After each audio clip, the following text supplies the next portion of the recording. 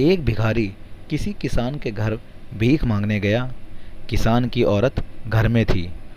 उसने चने की रोटी बना रखी थी। किसान जब घर आया, उसने अपने बच्चों का मुख चूमा। औरत ने उसके हाथ पैर धुलाए।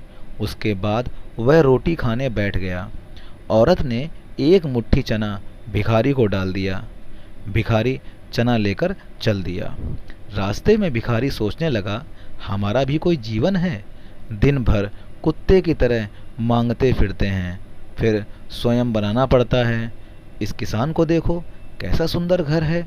घर में औरत है, बच्चे हैं, अपना अन्न स्वयं पैदा करता है, बच्चों के साथ प्रेम से भोजन करता है, उसे कहीं भी मांगने नहीं जाना पड़ता है। वास्तव में सुखी तो यह किसान है। इधर वह किसान रोटी खाते खाते अपनी औरत से कहने लगा, बड़ा बैल बहुत बुढ़ा हो गया है, अब वह किसी तरह काम नहीं देता। यदि कहीं से कुछ रुपयों का इंतजाम हो जाए तो इस साल का काम चले। सोच रहा हूँ कि साधु राम महाजन से ब्याज पर रुपए लेकर नया बैल खरीद लाऊं। भोजन करके वह साधु राम महाजन के पास गया। बहुत देर आरजू मिन्नत करने पर उसने 1 रुपया सैकड़ा के ब्याज पर रुपए देना स्वीकार किया। एक लोहे की तिजोरी में से साधु राम ने एक थैली निकाली और गिनकर रुपए किसान को दे दिए। रुपए लेकर किसान अपने घर को चला।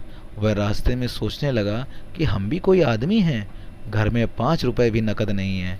कितनी आरजू विनती करने पर उसने रुपए दिए हैं। साधु राम कितना धनी है, उसके पास तो सैकड़ों रुपए हैं। वास्तव में सुखी तो यह साधु राम ही है। साधु राम छोटी सी कपड़े की दुकान किए था। वह एक बड़ी दुकान से कपड़े लेकर आता था और उसे अपनी दुकान पर बेचता था। दूसरे दिन साधु राम कपड़े लेने गया। वह सेठ पृथ्वी चंद्र की दुकान से कपड़ा लिया करता था। वह वहाँ बैठा ही था कि इतनी देर में कई तार आए। कोई बम्बई का तार था तो कोई कलकत्ते का। किसी में लिखा था 5 लाख रुपए का मुनाफा हुआ, किसी में 1 लाख का। साधु महाजन यह सब देखता रहा और कपड़ा लेकर चला आया। रास्ते में सोचने लगा कि हम भी कोई आदमी हैं। 100-200 रुपए जोड़ लिए, महाजन कहने लगे। पृथ्वीचंद को तो एक दिन में लाखों का फायदा होता है। वास्तव में सुखी तो यही है।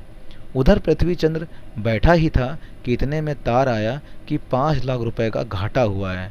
वह बड़ी चिंता में था कि नौकर ने कहा, आज आपकी राय बहादुर सेठ के यहाँ दावत है, आपको जाना है, मोटर तैयार है। पृथ्वीचंद्र मोटर पर चढ़कर राय बहादुर की कोठी पर चला गया। वहाँ सोने चांदी की कुर्सियाँ पड़ी थीं। राय बहादुर जी से कलेक्टर और कमिश्नर आदि बड़े बड़े अधिकारी हाथ मिला रहे थे। बड़े बड़े सेठ खड़े थे। वहाँ पृथ्वीचंद सेठ को कौन पूछता, वह भी एक कुर्सी पर जाकर बैठ गया। वहाँ लाड साहब भी आए, राय बहादुर से हाथ मिलाया, उनके साथ चाय पी और चले गए। पृथ्वीचंद अपनी मोटर में लौट रहे थे। रास्ते में सोचते हैं कि हम भी कोई सेठ हैं। 5 लाख के घाटे से ही घबरा गए। राय बहादुर का कैसा ठाठ है कि लाड साहब उनसे हाथ मिलाते हैं। वास्तव में सुखी तो यही है। दोस्तों, ओवरऑल देखा जाए तो कहानी का सार यही है कि वास्तव में सुखी वही है जिसके पास संतोष रूपी धन है। दोस्तों, अगर कुछ शिक्षा मिली हो तो चैनल को लाइक, सब्सक्राइब और शेयर करना ना भूलें। और अभी तक अगर आपने बेल आइकन प्रेस नहीं किया है तो बेल आइकन को प्रेस कर दीजिए ताकि आपको हमारी सारी स्टोरीज आपके चैनल मिलें। मिलते हैं दोस्तों इसी तरह की सच्ची और अच्छी कहानी। तक के लिए जय हिंद, जय भारत। दोस्तों, खुश रहिए, आबाद रहिए।